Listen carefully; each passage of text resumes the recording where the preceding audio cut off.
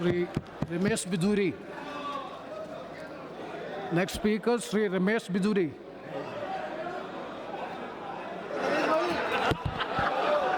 बहुत बहुत धन्यवाद सर जी।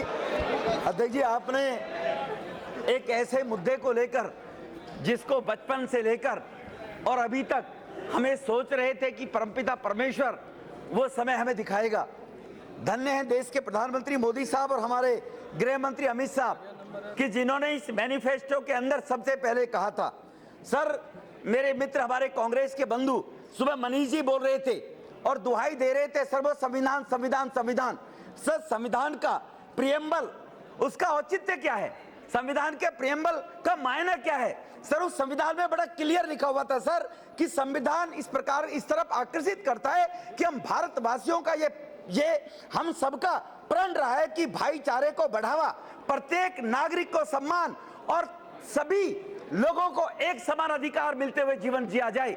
लेकिन ये कांग्रेस और दो परिवार और जम्मू कश्मीर के अंदर बैठे हुए थे अपने सम्मान के लिए।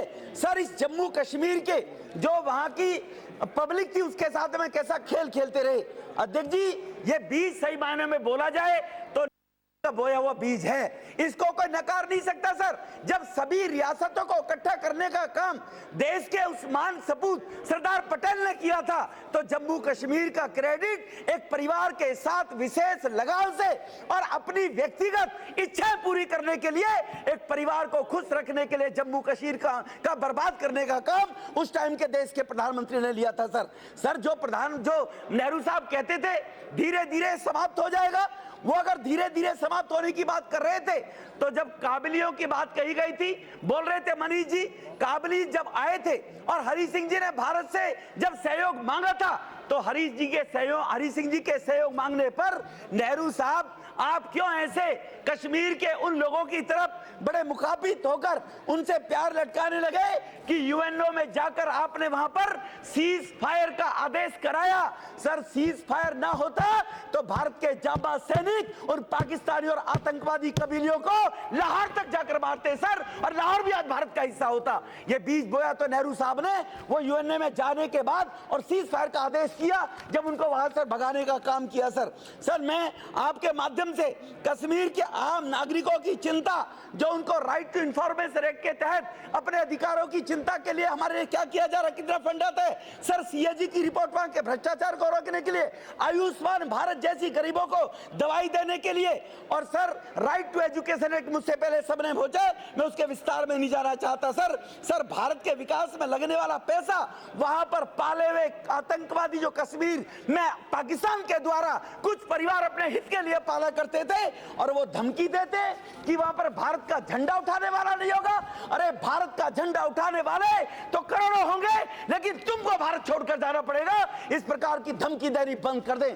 जो ये कहते हैं कश्मीर को अगर वहां पर पूर्ण राज्य 370 समाप्त करने का प्रयास किया गया तो वहां पर कश्मीर के अंदर किस प्रकार की धमकियां परिवार के लोग देते हैं। सर, मैं आपके माध्यम से लोकतंत्र की बात करने वालों से पूछना चाहता हूं, श्यामा प्रसाद मुखर्जी का नाम लिया जा रहा था।